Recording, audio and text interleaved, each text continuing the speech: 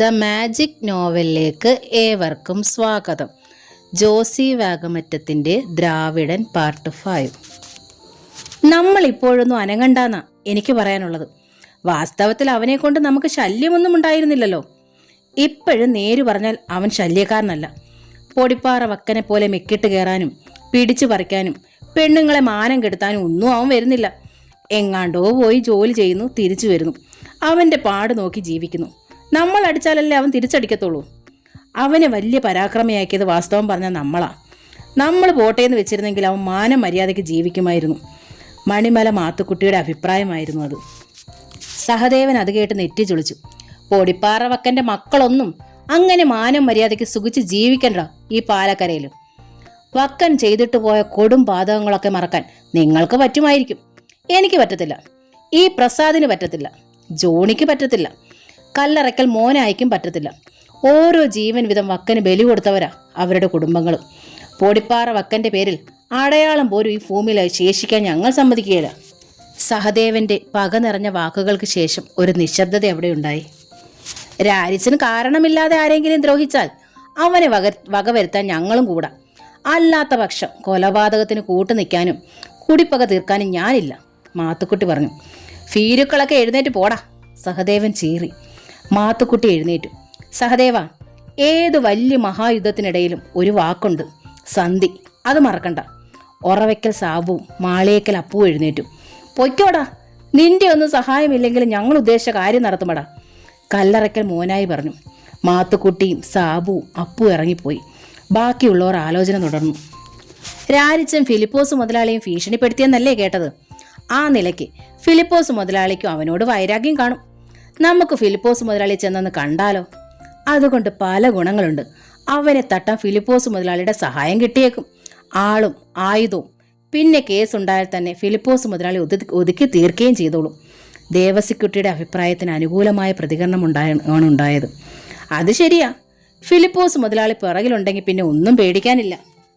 ഒരു ചെകുത്താനെ കൊല്ലാൻ വേറൊരു ചെകുത്താന്റെ കാല് പിടിക്കുന്നത് പോലല്ലേ അത്? സഹദേവൻ ചോദിച്ചു. എന്നാലും വേണ്ടിയില്ല, രാരിച്ചൻ നാട് നീങ്ങി കിട്ടണം, ദേവസിക്കുട്ടി പറഞ്ഞു. ഒടുവിൽ അങ്ങനെ തന്നെ തീരുമാനിക്കപ്പെട്ടു. ജിജിമോൾ ജീപ്പിന്റെ സ്വിച്ച് കീയുമായി ഇറങ്ങിയപ്പോൾ ഫിലിപ്പോസ് മുതലാളി പറഞ്ഞു, നീ ഒറ്റയ്ക്ക് പോകണ്ട, വിൻസെന്റിനെയോ പയസിനെയോ കൂട്ടിക്കൊണ്ടുപോ. വേണ്ട പപ്പാ, ഞാൻ ഡ്രൈവിംഗ് ഒരുമാതിരി പഠിച്ചു കഴിഞ്ഞല്ലോ, ഒറ്റയ്ക്ക് പോകുന്നതാ ഒരു രസം. അവൾ ഷെഡിലേക്ക് ചെന്ന് ജീപ്പ് ഇറക്കി. വൈകുന്നേരങ്ങളിൽ മലമ്പാതകളിലൂടെ ജീപ്പ് ഓടിച്ചു പോകുന്നത് ഈയിടെയായി അവൾക്ക് ഹരമായി തുടങ്ങിയിരിക്കുന്നു. ഈയിടെ ഡ്രൈവിംഗ് പഠിച്ചതിന്റെ ത്രില്ലിലാണവൾ. സൂക്ഷിച്ചേ പോകാവൂ, ഇരുട്ടുന്നതിന് മുമ്പ് ഇങ്ങ് വന്നേക്കണം. ഫിലിപ്പ് കലുങ്ക് കടന്ന് പച്ചക്കാനത്തേക്കുള്ള കയറ്റം കയറുമ്പോൾ രാരിച്ചൻ നടന്നു വരുന്നത് അവൾ കണ്ടു. പണി കഴിഞ്ഞുള്ള വരവാണെന്ന് മനസ്സിലായി. തലയിലൊരു വട്ടക്കെട്ട്, കൈലേ ഷർട്ടുമാണ് വേഷം. നിവർന്ന് കയ്യും വീശി നെഞ്ച് വിരിച്ചുള്ള ആ നടപ്പ് കാണാനൊരു ഭംഗിയുണ്ടെന്ന് അവൾക്ക് തോന്നി. രാരിച്ചൻ നടന്നു വരുന്ന റോഡ് അരികിനോട് ചേർത്ത് അവൾ ജീപ്പ് ഓടിച്ചു. രാരിച്ചൻ നന്നേ ഒതുങ്ങി നിന്നു. അവൻ്റെ അടുത്തെത്തിയപ്പോൾ അവൾ ജീപ്പ് നിർത്തി. നല്ല മൂർച്ചയിൽ ഗൗരവത്തിൽ അവനെ അടിമുടി ഒന്ന് നോക്കി. ആ ഞായറാഴ്ച വൈകുന്നേരം കുരിശുമൂട് കവലയിൽ വെച്ച് 10-16 പേരെ അടിച്ചു നിലംപരിശാക്കിയ രോഷാകുലനായി ഗർജിച്ച അതേ ചെറുപ്പക്കാരനാണോ ഇത്? ശാന്തമായ മുഖം, ഇളം നീല കലർന്ന ശാന്തമായ വലിയ കണ്ണുകൾ, സുന്ദരിയായ ഒരു പെൺകുട്ടിയുടെ മിഴികൾ പോലെ. ഇവൻ എങ്ങനെ പൊടിപ്പാറ വക്കനെ പോലൊരു ക്രിമിനലിന്റെ മകനായിട്ട് ജനിച്ചു? ഇവൻ എങ്ങനെ ഒരു ക്രിമിനലാകാൻ കഴിയും? അവൻ ക്ഷോഭിക്കുന്നത് കാണാൻ വേണ്ടി അവൾ ജീപ്പ് മാറ്റാതെ അവിടെ തന്നെ ഇട്ടു. ആ വശത്തുകൂടി രാരിച്ചന് കടന്നു പോകാൻ ഇടമില്ലായിരുന്നു. അവൾ ഉടനെ ജീപ്പ് മാറ്റുമോ എന്നറിയാനൊന്നോണം രാരിച്ചൻ അവളെ നോക്കി. യാതൊരു മുൻപരിചയമില്ലാത്തതുപോലെയുള്ള നോട്ടം. അവൾ ജീപ്പ് മാറ്റുന്നില്ലെന്ന് കണ്ടപ്പോൾ അവൻ തിരിഞ്ഞു നടന്ന് ജീപ്പിന്റെ മുന്നിലൂടെ റോഡിന്റെ വലതുഭാഗത്തേക്ക് നീങ്ങി. ജിജു തല വെളിയിലേക്കിട്ട് നോക്കുമ്പോൾ അവൻ നടന്നു പോവുകയായിരുന്നു. എന്നാൽ അവൻ ഒരു തവണ പോലും തിരിഞ്ഞു നോക്കുകയുണ്ടായില്ല. ഇതെന്തൊരു ജീവി! പിറുപിറുത്തുകൊണ്ട് അവൾ ജീപ്പ് മുമ്പോട്ടെടുത്ത് ഓടിച്ചുപോയി. സന്ധ്യയോടെ ജിജി വീട്ടിൽ തിരിച്ചെത്തി. സിറ്റ് ഔട്ടിൽ പപ്പയും വിൻസെന്റും പയസും ഇരിപ്പുണ്ടായിരുന്നു. കാർ പോർച്ചിൽ കുറേ ചെറുപ്പക്കാർ ഇരിപ്പുണ്ട്. ജിജി ജീപ്പ് നിർത്തി ഇറങ്ങിച്ചെന്നതോടെ അവരുടെ സംഭാഷണം നിലച്ചു. ഇത്രയും വൈകരുത് നിന്നോട് പറഞ്ഞതല്ലേ ജിജി മോളെ? ഫിലിപ്പോസ് ശാസനാസ്വരത്തിൽ ചോദിച്ചു. വൈകിയില്ലല്ലോ പാപ്പ, അവൾ ചിരിയോടെ പറഞ്ഞു. ഡ്രൈവിംഗ് പഠിച്ചതിന്റെ ഹുങ്ക്, അല്ലാതെന്താ, പയസ് പറഞ്ഞു. അവളെ കഴിഞ്ഞൊരു ഡ്രൈവർ ലോകത്തില്ലെന്നാ വിചാരം. ഹിമാലയൻ റാലിക്ക് പോകുന്ന പോലെയല്ലേ വണ്ടിയുമായിട്ട് ഇറങ്ങുന്നത്. നീ പോടാ കുശുമ്പ. അവൾ അവനെ കൊഞ്ഞനം കാണിച്ചിട്ട് സ്വിച്ചിക്ക് വിരലിലിട്ട് കറക്കിക്കൊണ്ട് വീടിനകത്തേക്ക് കയറിപ്പോയി. സിറ്റ് ഔട്ടിൽ സംഭാഷണം പുനരാരംഭിച്ചു. ഡൈനിങ് റൂമിലേക്ക് ചായ കുടിക്കാൻ പോകുന്നതിനിടെ ഏതാനും വാക്കുകൾ ജിജിയുടെ കാതിൽ വീണു. അവനെ കൊല്ലുന്ന കാര്യം നിങ്ങൾ ഏറ്റോണം. ഞാൻ വേണമെങ്കിൽ 2 ആളെ കൂടി വിട്ടുതരാം. പപ്പ പോർച്ചിൽ നിൽക്കുന്ന ചെറുപ്പക്കാരോട് പറയുകയാണ്. ജിജി ഒരു നിമിഷം നിന്നു. പിന്നെ ഡോർ കർട്ടന് പിന്നിലേക്ക് മാറി നിന്ന് സംഭാഷണം ശ്രദ്ധിച്ചു. അത് ഞങ്ങൾ ഏറ്റു മുതലാളി. പക്ഷെ കേസ് വന്നാൽ മുതലാളി ഇടപെടണം. കേസിൽ നിന്ന് ഞങ്ങളെ രക്ഷിക്കാമെന്ന് വാക്ക് തരണം. ഞാൻ ഏറ്റെന്ന് പറഞ്ഞില്ലേ സഹദേവ. അവന്റെ കഥ കഴിച്ചു കിട്ടിയാൽ മതി. സംഭാഷണം ഏറെക്കുറെ നിലച്ചതുപോലെയായി. എന്നാ ഞങ്ങൾ പോട്ടെ മുതലാളി. ആയിക്കോട്ടെ. കൃത്യ ദിവസവും സമയം എന്നെ അറിയിക്കണം. അതറിയിച്ചോളാം. ചെറുപ്പക്കാരുടെ സംഘം നടന്നു പോകുന്നത് അവൾ കണ്ടു. അവനെ കൊല്ലാൻ നമ്മൾ അവരുടെ കൂട്ടുപിടിക്കുന്നത് ശരിയാണോ പപ്പ? വിൻസെന്റ് ചോദിക്കുന്നു. നമുക്ക് തന്നെത്താൻ ചെയ്യാവുന്ന കാര്യമല്ലേ ഉള്ളത്. ഇതിപ്പോ കേസ് തിരിഞ്ഞു വരികയും അവർ നമുക്കെതിരെ സാക്ഷി പറയുകയും ചെയ്താങ്കിലോ? അവർക്കെല്ലാം നമ്മളോട് ഉള്ളുകൊണ്ട് ഒരുപാട് വൈരാഗ്യമുണ്ടെന്ന് ഓർക്കണം. കാരണം പൊടിപ്പാറ വക്കനെ കൊണ്ട് നമ്മൾ അവരെ കുറേ അധികം ദ്രോഹിച്ചതാ. എടാ, ഞാൻ അത്ര ബുദ്ധിയില്ലാത്തവനാണെന്ന് നീ കരുതിയോ? അവന്റെ കൊലപാതകത്തിൽ നമുക്ക് യാതൊരു പങ്കും ഉണ്ടായിരിക്കില്ല. കേസ് വന്നാൽ രക്ഷിച്ചോളാമെന്നൊക്കെയല്ലേ ഞാൻ പറഞ്ഞിട്ടുള്ളൂ. ആര് രക്ഷിക്കാനാ? ഞാൻ വിരലനക്കുകയല്ല. എന്ന് മാത്രമല്ല, രാരിച്ചനെ കൊന്നവന്മാരെ ലിസ്റ്റ് പോലീസിന് തയ്യാറാക്കി കൊടുക്കുകയും ചെയ്യും. അവനൊക്കെ പോയി തൂങ്ങട്ടെ. അവരെ ഒറ്റ കൊടുക്കുന്നത് ശരിയാണോ? വയസ്സ് ചോദിക്കുന്നു. കൊല്ലും കൊലയും നടത്താൻ തൻ്റെ ഇടമുള്ള ആണുങ്ങൾ ആരും പാലക്കരയിൽ വേണ്ടടാ. അതിന് ഫിലിപ്പോസും മക്കളും മതി. വെറുതെ വിട്ടാൽ പിന്നീട് ഇവന്മാരൊക്കെ നമുക്കെതിരെ തിരിയും. നമ്മുടെ കയ്യിൽ ചോര പറ്റിക്കാതെ രാരിച്ചനെ കൊല്ലുകയും ചെയ്യാം. നാളെ നമുക്കെതിരെ കുരയ്ക്കുകയും കടിക്കുകയും ചെയ്തേക്കാവുന്ന പട്ടികളെ ജയിലിൽ കയറ്റുകയും ചെയ്യാം. ഇതിനാ ഒരു വെടിക്ക് 2 പക്ഷി എന്ന് പറയുന്നത്. അവനെ തട്ടിക്കളയാൻ എന്താണൊരു വഴിയെന്നാലോചിച്ച് തല പുകഞ്ഞിരിക്കുമ്പോഴാ അവന്മാരുടെ വരവ്. ഭാഗ്യം നമ്മുടെ കൂടെയാണുള്ളതിന്. ഇതിൽ കൂടുതൽ എന്തിനാടാ തെളിവ്? ജിജി ഡോർ കട്ടന് പിന്നിൽ നിന്നും സിറ്റ് ഔട്ടിലേക്ക് വന്നു. ആരെ കൊല്ലുന്ന കാര്യമാ പപ്പ? നീ അതൊന്നും അറിയണ്ട, വിൻസെന്റ് പറഞ്ഞു. ഞാൻ എൻ്റെ പപ്പയോടാ ചോദിച്ചത്. ഒരു കോഴിയെ കൊല്ലുന്ന കാര്യമാ മോളെ. ഒരു കോഴിയെ കൊല്ലാൻ ഫിലിപ്പോസ് മുതലാളിയും മക്കളും നാട്ടിലെ 10-20 ചെറുപ്പക്കാരും ചേർന്ന് ഗൂഢാലോചന നടത്തണോ? അതെന്ത് കോഴിയാ? ഫിലിപ്പോസിന് ഉത്തരം മുട്ടി. രാരിച്ചൻ എന്നാണോ ആ കോഴിയുടെ പേര്? എൻ്റെ മോളെ, നീ അതിലൊന്നും ഇടപെടണ്ട. എനിക്കറിയണം. എൻ്റെ അപ്പനും ആങ്ങളമാരും എന്തൊക്കെയാ ചെയ്യുന്നതെന്ന് അറിയാനുള്ള അവകാശം എനിക്കുണ്ട്. നീ ഇങ്ങടുത്ത് വന്നേ, പപ്പ പറയട്ടെ. ജിജി ഫിലിപ്പോസിൻ്റെ അരികെ ചെന്നു. മോളെ, ഈ നാട്ടുകാർ ആ പൊടിപ്പാറ വക്കൻ്റെ മകനെ കൊണ്ട് പൊറുതി മുട്ടിയിരിക്കുക. അവരെല്ലാം കൂടി പൊടിപ്പാറ വക്കനെ കൊന്ന പോലെ അവനെയും വകവരുത്താൻ പോവുകയാണെന്ന് എന്നോട് വന്ന് പറഞ്ഞു. ഞാൻ പറഞ്ഞു നിങ്ങളുടെ ഇഷ്ടം പോലെ ചെയ്തോളാം, അത്രേ ഉള്ളൂ. അവരവനെ തല്ലുകയോ കൊല്ലുകയോ ചെയ്യട്ടെ പപ്പ. പപ്പ എന്തിനാ അതിലിടപെടുന്നത്? ചാകേണ്ടവനാ അവൻ. അതുകൊണ്ടാ നിന്നെ അവൻ കുരിശുമൂട്ടിൽ വെച്ച് ചീത്ത വിളിച്ചില്ലേ? പോക്കൃത്തരമല്ലേ അവൻ കാണിച്ചത്? അത് ഞാൻ സഹിച്ചു. മാത്രമല്ല, അവൻ ഇവിടെ വന്ന് എന്നെ ഭീഷണിപ്പെടുത്തി. അതെന്തുകൊണ്ടാ? പപ്പ അവന്റെ ജോലി കളയിച്ചിട്ടല്ലേ? എന്നാലും ഫിലിപ്പോസ് മുതലാളിയോട് അവൻ എങ്ങനെ പറയാൻ കൊള്ളാവോ? അവനാരാ എൻ്റെ മുമ്പില്? ഞാഞ്ഞൂലല്ലേ, ഞാഞ്ഞൂല്. പപ്പയ്ക്ക് അവൻ ഒരു ദ്രോഹവും ചെയ്തിട്ടില്ലല്ലോ. ചെയ്തോ? ഇവിടെ വന്ന് അവൻ പണി ചോദിച്ചതല്ലേ? പപ്പ പണി കൊടുത്തോ? അവനെ ഒന്നും വളർത്താൻ പാടില്ല മോളെ. അവസാനം നമുക്ക് പാരയായിട്ട് വരും. ഞാനും ചിലതൊക്കെ അറിയുന്നുണ്ടോ പപ്പ. കേട്ടിടത്തോളം വെച്ച് പൊടിപ്പാറ വക്കനെ പോലെ ദുഷ്ടനൊന്നും അല്ല അവൻ. അവൻ ഇപ്പോഴും എവിടെങ്കിലും പോയി അധ്വാനിച്ചല്ലേ ജീവിക്കുന്നേ. ആരെങ്കിലും ദ്രോഹിക്കുന്നുണ്ടോ? പിടിച്ചു പറിക്കുന്നുണ്ടോ? മോഷ്ടിക്കുന്നുണ്ടോ? ഇല്ലല്ലോ. അങ്ങനെയുള്ള ഒരുത്തനെ കൊല്ലാൻ എൻ്റെ പാപ്പ കൂട്ടു നിൽക്കരുത്. എനിക്കിഷ്ടമല്ല. ശരി ശരി, ഞാനിതിൽ ഇടപെടുന്നില്ല, പോരെ. ഫിലിപ്പോസ് വിഷയം അവസാനിപ്പിക്കാൻ വേണ്ടി പറഞ്ഞു. ജിജി പിറ്റേന്ന് വൈകുന്നേരവും ജീപ്പ് ഓടിച്ചു പോകുമ്പോൾ എടക്കാനത്ത് വെച്ച് രാരിച്ചനെ കണ്ടു. അവൾക്കൊരു കുസൃതി തോന്നി. ജീപ്പിന്റെ ഇടതുവശത്തെ മുൻചക്രം അവൾ കാനായിലേക്ക് ഇറക്കി നിർത്തി. എന്നിട്ട് അവൻ വരാൻ വേണ്ടി കാത്തു നിന്നു. രാരിച്ചനടുത്തെത്തിയപ്പോൾ അവൾ ജീപ്പിൽ നിന്നും ഇറങ്ങി. അവൻ അവളെ ഗൗനിച്ചതേയില്ല. ഏയ് മിസ്റ്റർ, അവൾ വിളിച്ചു. അവൻ തിരിഞ്ഞു നോക്കി. ജീൻസും ബനിയനും അണിഞ്ഞ് അഹന്തയോടെ നിൽക്കുകയാണ് പെണ്ണ്. ജീപ്പിന്റെ വീല് സ്കിഡ് ചെയ്തു പോയി. ഒന്ന് തള്ളി തരണം. രാരിച്ചൻ നടക്കാൻ ഭാവിച്ചു. തന്നോട് പറഞ്ഞത് കേട്ടില്ലേ? അവൻ ഒന്നുകൂടി അവളെ നോക്കി. നീ പോടി വേണേ. അവൻ തിരിഞ്ഞു നടന്നു കഴിഞ്ഞു. ജിജി ഇളീഫയായി. പോട ചേർക്ക. അവൾ ദേഷ്യത്തിൽ പിറുപിറുത്തു. രാരിച്ചൻ ഒന്ന് തിരിഞ്ഞു നോക്കിയിട്ട് നടന്നുപോയി. ഇയാൾക്ക് വെച്ചിട്ടുണ്ട് നാട്ടുകാരെല്ലാം കൂടി, കരുതിയിരുന്നോ? അവൾ വിളിച്ചു പറഞ്ഞു. അവനത് കേട്ടതായി പോലും ഭാവിച്ചില്ല. ജിജി ജീപ്പിൽ കയറി ഓടിച്ചു പോയി. രാത്രി. ക്ലോക്കിൽ 8 മണി അടിച്ചതേ ഉള്ളൂ. കോളിംഗ് ബെൽ ശബ്ദിച്ചപ്പോൾ ജിജി ചെന്ന് വാതിൽ തുറന്നു. സിറ്റ് ഔട്ടിൽ ഒരു യുവാവ്. കഴിഞ്ഞ ദിവസത്തെ ഗൂഢാലോചനക്കാരിൽ ഒരാളാണ് അതെന്ന് അവൾ തിരിച്ചറിഞ്ഞു. മുതലാളി ഒന്ന് കാണണം. അവൾ മുറിയിലേക്ക് ചെന്ന് പപ്പയെ വിവരം അറിയിച്ചു. ഫിലിപ്പോസ് ധൃതിയിൽ സിറ്റ് ഔട്ടിലേക്ക് പോയി.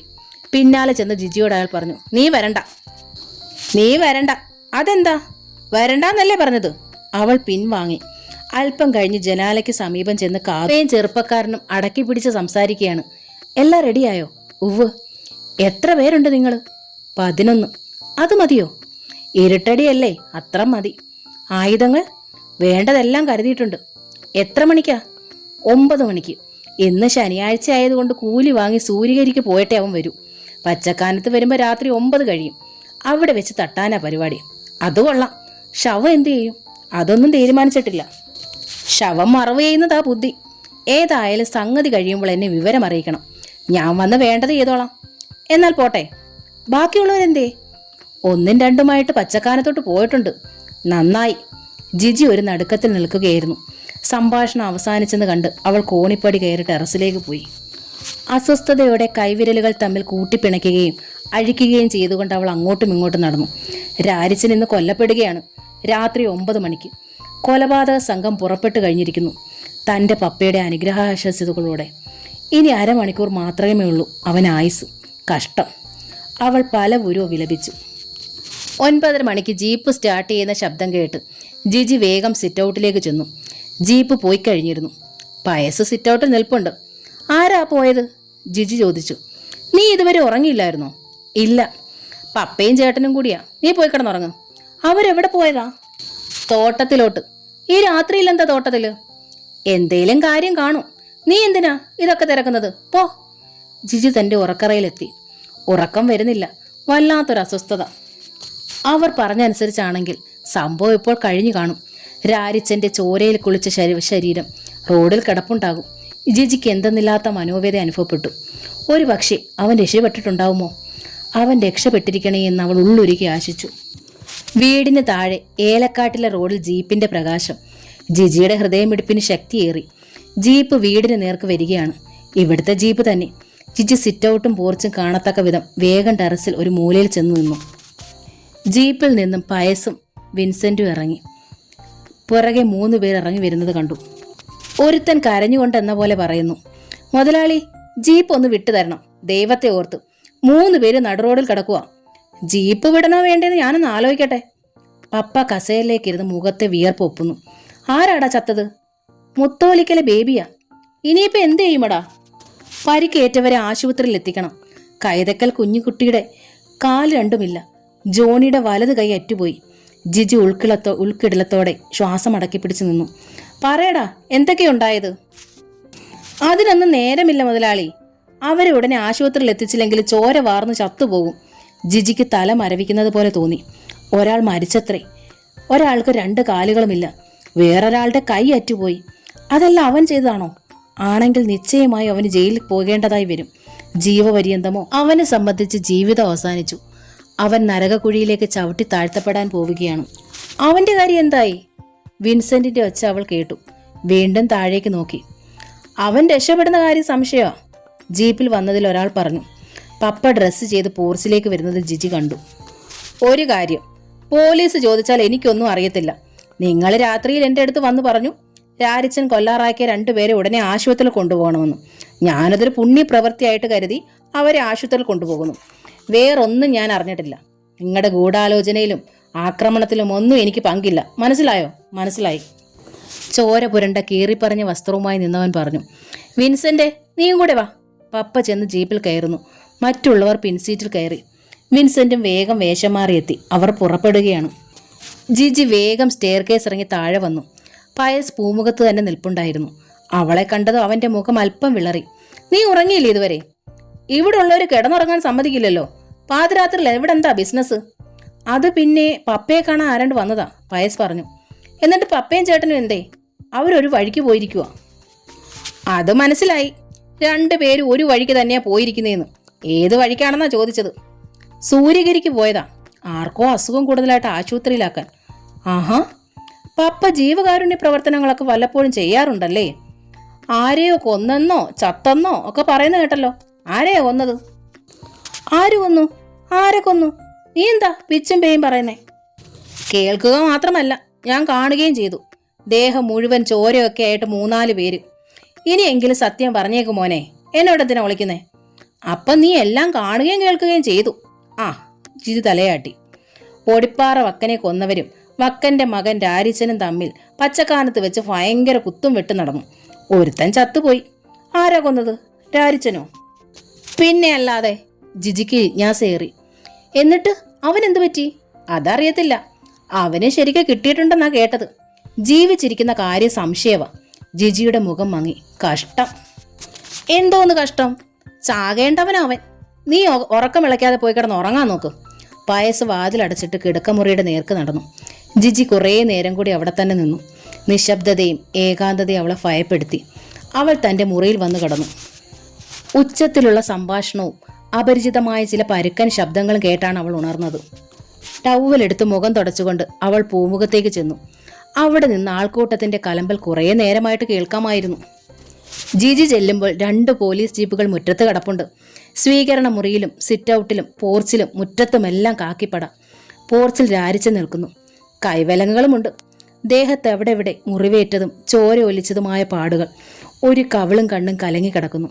തലയിലെ മുറിവിൽ നിന്ന് ചോര ഒലിച്ച് മുടി കട്ട പിടിച്ചിരിക്കുന്നു. ജിജിക്ക് അവന്റെ അരികിലേക്ക് ഓടിച്ചെല്ലണമെന്നും അവൻ എന്തു പറ്റിയെന്ന് ചോദിക്കണമെന്നും തോന്നി. അവൾ പൂമുഖത്തേക്ക് ചെന്നപ്പോൾ പോലീസുകാരും മുറ്റത്ത് കൂടി നിന്ന് നാട്ടുകാരും അവളെ നോക്കി. രാരിച്ചന് ഒരു തവണ അവളെ നോക്കുകയുണ്ടായി. അവന്റെ മുഖം വികാര വിക്ഷുബ്ധമായിരുന്നു. അവന്റെ നോട്ടം തൻ്റെ മേൽ പതിഞ്ഞപ്പോൾ ജിജിക്ക് അളവറ്റ ആശ്വാസം തോന്നി. അവൻ ജീവനോടെ ഇരിക്കുന്നല്ലോ. പോലീസ് അവനെ ചോദ്യം ചെയ്യുകയായിരുന്നു. ജിജി കൗതുകത്തോടെ വാതിലിൽ ചാരി നിന്ന് എല്ലാം ശ്രദ്ധിച്ചു. നീ രാത്രിയിൽ പതിയിരുന്ന ആളുകളെ ആക്രമിച്ചു കൊല്ലും അല്ലേടാ റാസ്കൽ? രാരിച്ചന്റെ കവളത്ത് അടി പൊട്ടി. വിരലുകൾ 4 അവിടെ പതിഞ്ഞു. രാരിച്ചൻ പക്ഷെ അനങ്ങാതെ നിന്നു. എന്തൊക്കെ ഉണ്ടായെന്ന് പറയടാ. CI നമ്പ്യാർ പോർച്ചിൽ നിന്നവരെ നോക്കി. സഹദേവൻ മുന്നോട്ടൽപ്പം കയറി നിന്നു.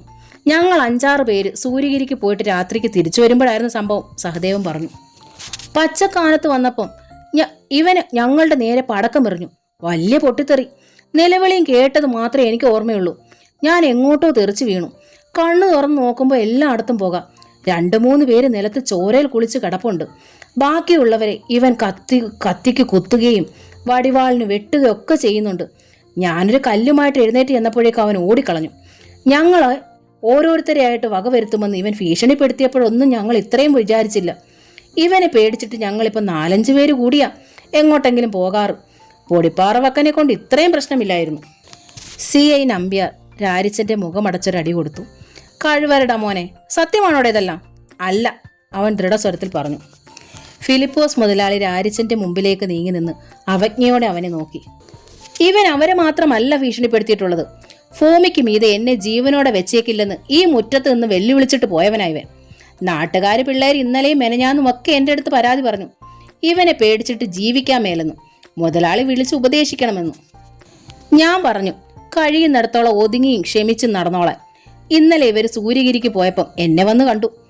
അവൻ കൊല്ലുമെന്ന് ഭീഷണിപ്പെടുത്തിയത് കാരണം ഞാനാ അവരെ പറഞ്ഞു വിട്ടത്. അവൻ ഇന്നലെ രാത്രി തന്നെ അവരെ ഒളിച്ചിരുന്ന് ആക്രമിക്കാൻ പരിപാടി ഇട്ടിട്ടെന്ന് ആരറിഞ്ഞു? കള്ള നായിന്റെ മോനെ. നമ്പ്യാർ രാരിച്ചന്റെ നീളം മുടിക്ക് കുത്തിപ്പിടിച്ച് തല പിന്നോട്ട് ഞെളിച്ചു. കാൽമുട്ടുയർത്തി നാഫിയിൽ ഒരു ഇടി കൊടുക്കുകയും ചെയ്തു. Please stop it nonsense. Jiji വേഗം സിറ്റൗട്ടിലേക്ക് ഇറങ്ങി. നമ്പ്യാർ ആശ്ചര്യത്തോടെ അവളെ നോക്കിക്കൊണ്ട് രാരിച്ചന്റെ മുടിയിലെ പിടിവിട്ടു. മറ്റു പോലീസുകാരും പെട്ടെന്ന് തലതിരിച്ച് അവളെ ശ്രദ്ധിച്ചു. ഫിലിപ്പോസ് മുതലാളി മകളെ നോക്കി അന്തം വിട്ടിരുന്നു. പൂച്ചയ്ക്ക് പൊന്നിരിക്കുന്നിടത്ത് എന്തു കാര്യം? എന്തിനാ പാപ്പ ഇങ്ങനെ കള്ളം പറയുന്നേ? അമർഷവും കോപവും അടക്കാനാവാതെ അവൾ ചോദിച്ചു. രാരിച്ചൻ ജോലി കഴിഞ്ഞ് രാത്രിയിൽ തിരിച്ചു വരുമ്പോൾ പച്ചക്കാനത്ത് വെച്ച് അവനെ തട്ടിക്കളയണമെന്ന് പറഞ്ഞ് ഇവരെല്ലാം കൂടി ഇവിടെ വെച്ചല്ലേ ഗൂഢാലോചന നടത്തിയത്? പപ്പ എന്നോട് തന്നെ പറഞ്ഞതല്ലേ അവരെല്ലാം കൂടി രാരിച്ചനെ കൊല്ലാൻ പദ്ധതി ഇട്ടിട്ടുണ്ടെന്നും.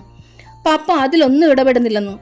ഇന്നലെ രാത്രിയും ഇവിടെ വന്ന് പറഞ്ഞില്ലേ ഞങ്ങൾ ഇന്ന് കൃത്യം 9 മണി രാത്രിക്ക് അവനെ തട്ടും, വേണ്ട ആയുധങ്ങളൊക്കെ കരുതിയിട്ടുണ്ടെന്നും. ശവം മറവ് ചെയ്യാൻ മുതലാളി കൂടെ സഹായിക്കണമെന്നല്ല. എന്നിട്ടിപ്പോൾ എന്തിനാ പപ്പ ഈ കള്ള നാടകം? ആരെ രക്ഷിക്കാൻ വേണ്ടിയിട്ടാ പപ്പ ഈ കള്ളത്തരത്തിന് കൂട്ടു നിൽക്കുന്നേ? ഫിലിപ്പോസ് മുതലാളിയുടെ മുഖത്ത് ചോരമയമില്ലായിരുന്നു. CI നമ്പ്യാരും സഹദേവനും സംഘവും നാട്ടുകാരും എല്ലാം അന്തം വിട്ടു നിന്നു. രാരിച്ചൻ ആദ്യം അത് വിശ്വസിക്കാൻ കഴിഞ്ഞില്ല. തന്നെ ചെറ്റേന്ന് വിളിച്ച് അപമാനിക്കുകയും കാണുമ്പോഴെല്ലാം വെറുപ്പോടെ മുഖം തിരിക്കുകയും ചെയ്തിരുന്ന ഈ അഹങ്കാരി പെണ്ണ്, ഈ മുതലാളി പെണ്ണ് ഇപ്പോൾ തനിക്ക് വേണ്ടി സംസാരിച്ചിരിക്കുന്നു. തനിക്ക് രക്ഷ കിട്ടും വിധം പോലീസിന്റെ മുമ്പാകെ സത്യങ്ങൾ തുറന്നു പറഞ്ഞിരിക്കുന്നു. അവൻ അവിശ്വാസത്തോടെ വീണ്ടും വീണ്ടും അവളെ നോക്കി. ഫിലിപ്പോസ് മുതലാളി ഇരുട്ടടി ഏറ്റതുപോലെ ഇരിക്കുകയാണ്. ജിജിയുടെ നേർക്ക് അയാളുടെ കോപം ആളിക്കത്തി. പക്ഷെ തൽക്കാലം അത് അടക്കുകയേ നിർവാഹമുണ്ടായിരുന്നുള്ളൂ.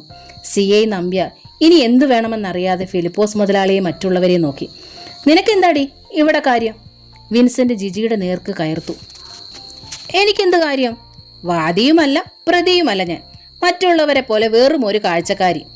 ഇവിടെ ചിലർ കടിച്ചാൽ പൊട്ടാത്ത ചില നുണകൾ തട്ടിവിടുന്നത് കണ്ടു. അതൊന്നുമല്ല സത്യം എന്ന് പറഞ്ഞെന്നേ ഉള്ളൂ. ജിജി ഒരു കൂസലുമില്ലാതെ തന്റെ നിലപാട് വ്യക്തമാക്കി. ഞാൻ പറഞ്ഞത് സത്യമാണെന്ന് ഏത് പോലീസ് സ്റ്റേഷനിലും ഏത് കോടതിയിലും സാക്ഷ്യപ്പെടുത്താനും ഞാൻ തയ്യാറാ.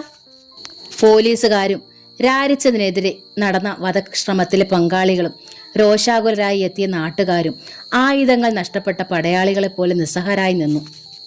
സർ, ഞാൻ പറഞ്ഞത് സത്യമാണെന്നറിയാൻ ആ നിൽക്കുന്നവരിൽ ഒരുത്തനെ വിളിച്ച് ചോദ്യം ചെയ്താൽ മതി. അതല്ല നിങ്ങൾക്ക് കുറ്റം രാരിച്ചന്റെ മേൽ അടിച്ചേൽപ്പിക്കണമെന്നാണെങ്കിൽ ഈ നാടകത്തിന്റെ ഒന്നും യാതൊരു ആവശ്യവുമില്ല. കേറിപ്പൊടിയകത്ത്. ഇതുവരെ മിണ്ടാതിരുന്ന ഫിലിപ്പോസ് മുതലാളി മകളുടെ നേരെ പൊട്ടിത്തെറിച്ചു. അങ്ങനിപ്പം ഞാൻ പോകുന്നില്ല പപ്പ. പപ്പ എന്നോട് സത്യം ചെയ്തതല്ലേ രാരിച്ചനെ കൊല്ലാനുള്ള ഇവരുടെ ഗൂഢാലോചനയിൽ ഇടപെടില്ലാന്ന്. ആ വാക്ക് തെറ്റിച്ചതും പോരാ, ഇപ്പൊ ഇവരെ രക്ഷിക്കാൻ വേണ്ടി കള്ളം പറയുകയും ചെയ്യുന്നു. എന്റെ പപ്പ നാട്ടുകാരുടെ മുമ്പിൽ വെച്ചായതുകൊണ്ട് ഫിലിപ്പോസ് മുതലാളിക്ക് ജിജിക്കെതിരെ ശക്തമായൊരു നിലപാടെടുക്കാൻ കഴിഞ്ഞില്ല. സർ, ജിജി നമ്പ്യാരെ വിളിച്ചിട്ട് കാർപോർസിലേക്ക് കൈ ചൂണ്ടി. രാരിച്ചനെ കൊല്ലാൻ ഇവിടെ വന്ന് ഗൂഢാലോചന നടത്തിയവരിൽ അയാളുണ്ടായിരുന്നു സാർ. പിന്നെ ആ മഞ്ഞ ലുങ്കിയെടുത്ത ആളുണ്ടായിരുന്നു. ആ കറുത്ത വരയൻ ഷർട്ടിട്ട ആളും ആ പൊക്കം കുറഞ്ഞ ചാണത്തലയനും കറുത്ത് നീണ്ട എലുമ്പനും ഉണ്ടായിരുന്നു. ജിജി യഥാക്രമം സഹദേവനെയും കല്ലറയ്ക്കൽ മോനായിയെയും ദേവസിക്കുട്ടിയെയും മാത്തച്ഛനെയും ജോണിയെയും നിരണം തങ്കച്ചനെയും ചൂണ്ടിക്കാട്ടി. ദാ അവനുമുണ്ടായിരുന്നു. വാളംപറമ്പിൽ ജോസിനെയും അവൾ കാട്ടിക്കൊടുത്തു. ഇന്നലെ രാത്രി രാരിച്ചനെ കൊല്ലാൻ ആയുധങ്ങളുമായിട്ട് വന്നവരിലും അവനുണ്ടായിരുന്നു. അവനാണ് പപ്പയോട് ചോദിച്ചത് രാരിച്ചനെ തട്ടിക്കഴിഞ്ഞാൽ ശവം എന്ത് ചെയ്യണമെന്ന്. പിന്നെ പാതിരായ്ക്ക് ഇവിടെ കൊണ്ട് പരിക്കേറ്റവരെ സൂര്യഗിരി ആശുപത്രിയിൽ കൊണ്ടുപോകണമെന്ന് പപ്പയോട് കെഞ്ചാനും അവനായിരുന്നു മുമ്പിൽ. സാർ അവനെ ഒന്ന് വിളിച്ച് ചോദ്യം ചെയ്തു നോക്ക്. രാരിച്ചൻ ഇട്ടുകൊടുത്ത അടിയുടെ പകുതി അടി കൊടുത്താൽ അവൻ സത്യം പറയും.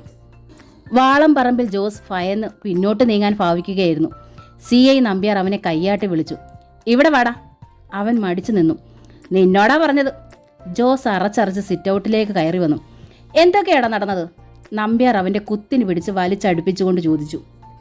വേണ്ട നമ്പ്യാരെ. ഫിലിപ്പോസ് അതൃപ്തിയോടെ എഴുന്നേറ്റു. ഇവിടെ വെച്ച് ചോദ്യം ചെയ്യലൊന്നും വേണ്ട.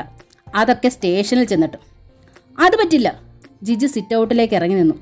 രാരിച്ചനെ ഇവിടെ വെച്ച് തല്ലുകയും ചോദ്യം ചെയ്യുകയും ചെയ്യാമെങ്കിൽ മറ്റുള്ളവരെയും ആകാം. അതല്ലേ നീതി. പപ്പ ഇവിടെ ഇരിക്കേ. നമുക്ക് സത്യം എന്താണെന്ന് അറിയണ്ടേ? നമ്മുടെ ആരുടെയും തല പോകുന്ന കേസൊന്നും അല്ലല്ലോ. CI നമ്പ്യാർ ഫിലിപ്പോസിനെ നോക്കി. ഫിലിപ്പോസ് എന്തോ പറയാനാഞ്ഞപ്പോൾ ജിജി ഇടയ്ക്ക് കയറി. അല്ലെങ്കിൽ ആരോടെങ്കിലും അനുവാദം ചോദിച്ചിട്ടാണോ പോലീസുകാർ ചോദ്യം ചെയ്യുന്നതും കുറ്റം തെളിയിക്കുന്നതും? എവിടെ വെച്ച് ചോദ്യം ചെയ്യാനും പോലീസിന് അധികാരമുണ്ട്. CI റാങ്കിലുള്ള ഒരു ഓഫീസർമാർക്ക് അതിനുള്ള തൻ്റെ ഇടവും ആത്മാഭിമാനവും ഒക്കെ ഉണ്ടായിരിക്കണമെന്നാണ് എൻ്റെ വിശ്വാസം. ഗുണ്ടകളുടെയും മുതലാളിമാരുടെയും മുമ്പിൽ നട്ടല് വളച്ചില്ലാത്ത വാലാട്ടി നിൽക്കുന്ന പോലീസുകാരും കാണും. പക്ഷെ നമ്പ്യാർ സാർ അങ്ങനെയാകാൻ വഴിയില്ല. അത് കുറിക്കുകൊണ്ടു. സുന്ദരിയായ ഒരു യുവതി പോലീസിൻ്റെ ആത്മവീര്യത്തിന് നേർക്ക് മാത്രമല്ല CI റാങ്കിലുള്ള ഓഫീസറുടെ പൗരുഷത്തിൻ്റെ നേർക്ക് കൂടിയാണ് വിരൽ ചൂണ്ടിയിരിക്കുന്നത്. പണം ഇന്ന് വരും നാളെ പോകും. കാക്കി ഉടുപ്പിന് തിളക്കവും കരുത്തുമുണ്ടെന്ന് 4 പേരുടെ മുമ്പിൽ ബോധ്യപ്പെടുത്താൻ അപൂർവമായ അവസരം ലഭിക്കൂ. ഫിലിപ്പോസേ, സത്യം എന്തെന്നറിയാൻ എല്ലാവർക്കും അവകാശമുണ്ട്.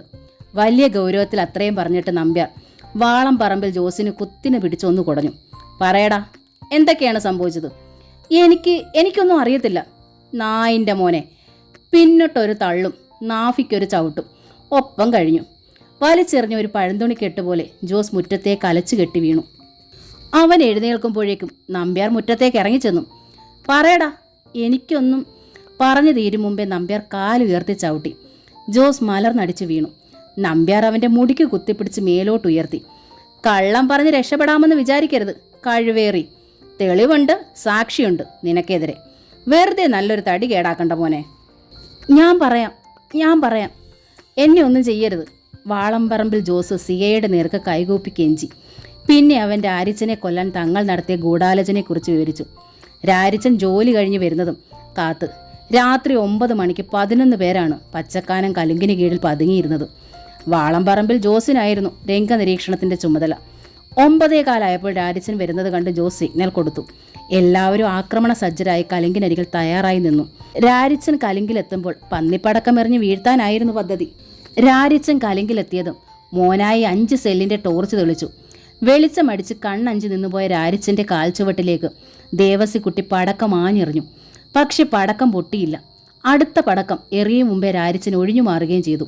അതോടെ സംഘാംഗങ്ങൾ എല്ലാവരും ആയുധങ്ങളുമായി റോഡിലേക്ക് പാഞ്ഞു കയറി. രാരിച്ചനെ വളഞ്ഞു നിന്നവർ കുത്തും വെട്ടും അടിയും തുടങ്ങി. ചിലതൊക്കെ രാരിച്ചന്റെ ദേഹത്തേറ്റു, ചിലതൊക്കെ തടഞ്ഞു. ഓർക്കാപ്പുറത്തുള്ള ആക്രമണമായിരുന്നതിനാൽ രാരിച്ചന് പിടിച്ചു നിൽക്കാൻ കഴിഞ്ഞില്ല. മോനായിയുടെ കയ്യിലിരുന്ന ടോർച്ച് രാരിച്ചൻ അടിച്ചു തെറിപ്പിച്ചു. അതോടെ ഇരുട്ടായി. കൂട്ടപ്പൊരിച്ചലിനിടയിൽ മുത്തോലിക്കലെ ബേബിയും ജോണിയും കൈതക്കൽ കുഞ്ഞുകുട്ടിയും കൂടി കെട്ടിമറിഞ്ഞു വീണു. അവർ വീണത് പൊട്ടാതെ കിടന്ന പടക്കത്തിന്റെ മേലെയായിരുന്നു. പൊടുന്നനെ ഉഗ്രമായൊരു സ്ഫോടനമുണ്ടായി. അതോടൊപ്പം നിലവിളികളും അലർച്ചകളും ഉയർന്നു. എല്ലായിടത്തും പുക, ചോരയുടെ ഗന്ധം. ആക്രമണ സംഘം 4 പാടും ചിതറി. പടക്കത്തിന്റെ ചീളുകൾ തെറിച്ച് പലർക്കും പരിക്കേറ്റിരുന്നു.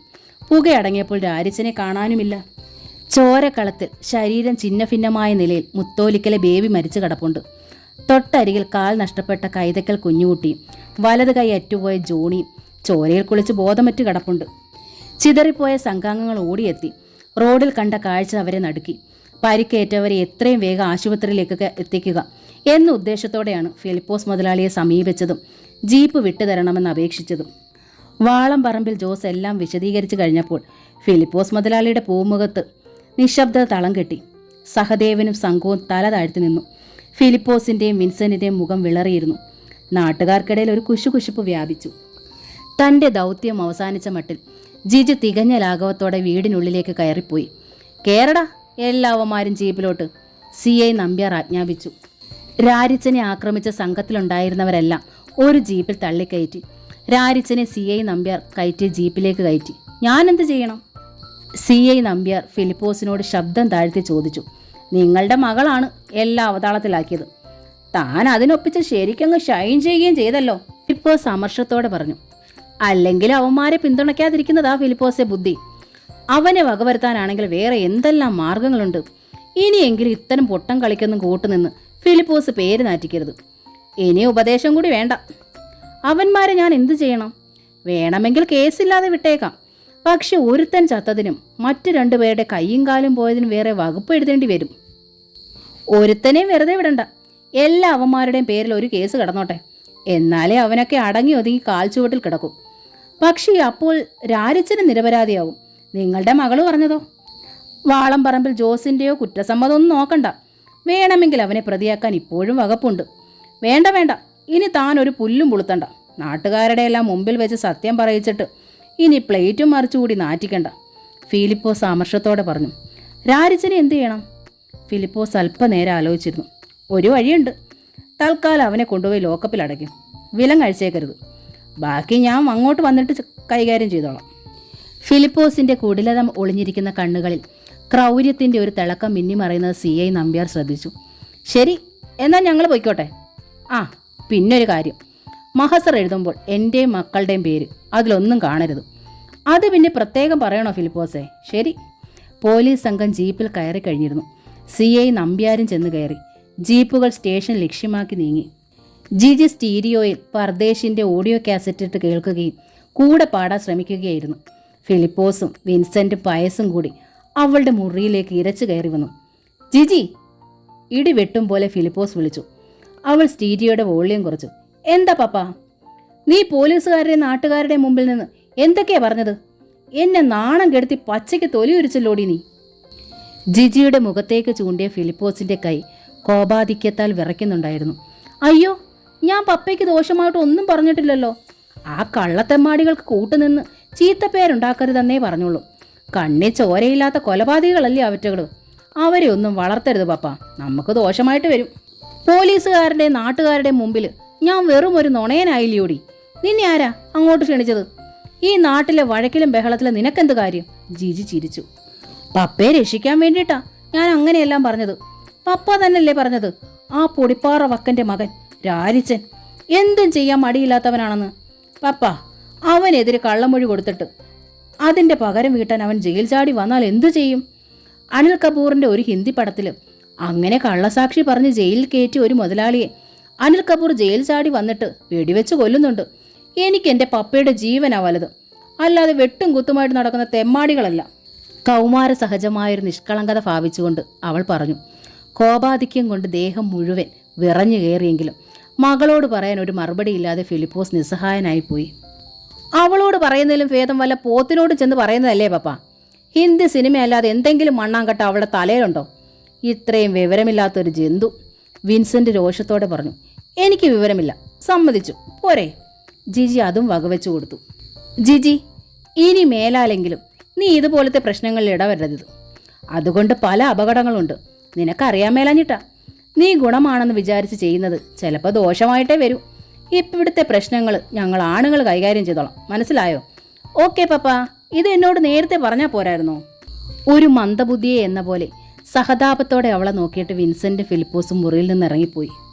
വൈകുന്നേരം ഫിലിപ്പോസും വിൻസെൻറ്റും കൂടി പീരുമേട്ടിലെത്തി. സർക്കിൾ ഇൻസ്പെക്ടർ നമ്പ്യാരെ കണ്ട് സംസാരിച്ചു. എല്ലാവരെയും ലോക്കപ്പിലിട്ടിരിക്കുകയല്ലേ? ഫിലിപ്പോസ് ചോദിച്ചു. അതെ. രാരിച്ചനെയും? ആ. വേറെ വേറെയാണോ അതോ ഒന്നിച്ചോ? രാരിച്ചനെ വേറെ മാറ്റിയിട്ടിരിക്കുകയാണ്. ആ, രാത്രിയാകുമ്പോൾ ഒന്നിച്ചിട്ടേക്ക്. അവന്മാർ കലി കയറിയിരിക്കുകയല്ലേ. അവരിലൊരുത്തൻ ചാവുകയും മറ്റു രണ്ടുപേരുടെ കയ്യും കാലും പോവുകയൊക്കെ ചെയ്തതല്ലേ. അതിൻ്റെ പക കാണും. അത് തീർക്കാനൊരവസരം കൊടുത്തേക്ക്. എന്നിട്ട് CI നെറ്റി ചുളിച്ചു. നമ്പ്യാരെ, പൊട്ടം കളിക്കല്ലേ. രാത്രിയിൽ അവരവനെ കൈകാര്യം ചെയ്തോളും. അതിനു വേണ്ട പൂള് ഞാൻ തിരികിക്കോളാം. ഒരു കാര്യം, അവൻ്റെ വിലം കഴിച്ചേക്കരുത്. നാളെ പുലരുമ്പോൾ ലോക്കപ്പിൽ അവൻ്റെ ശവം മാത്രമേ ശേഷിക്കാവൂ. എനിക്കോ നിങ്ങൾക്കോ ഒരു പ്രശ്നവും ഉണ്ടാകില്ല. എന്താ? ഏറ്റോ? 2 നിമിഷം ആലോചിച്ച ശേഷം CI തലകുലുക്കി. ഏറ്റു. അയാൾ വാക്കുകൊടുത്തു. ജോസി വാകമറ്റത്തിൻ്റെ ദ്രാവിഡൻ എന്ന നോവലിൻ്റെ ഈ ഭാഗം ഇവിടെ പൂർണ്ണമാവുകയാണ്. ഈ നോവൽ നിങ്ങൾക്ക് ഇഷ്ടമായെങ്കിൽ സബ്സ്ക്രൈബ് ചെയ്യാതാണ് നിങ്ങൾ കാണുന്നതെങ്കിൽ പ്ലീസ് ഒന്ന് സബ്സ്ക്രൈബ് ചെയ്യണേ. താങ്ക്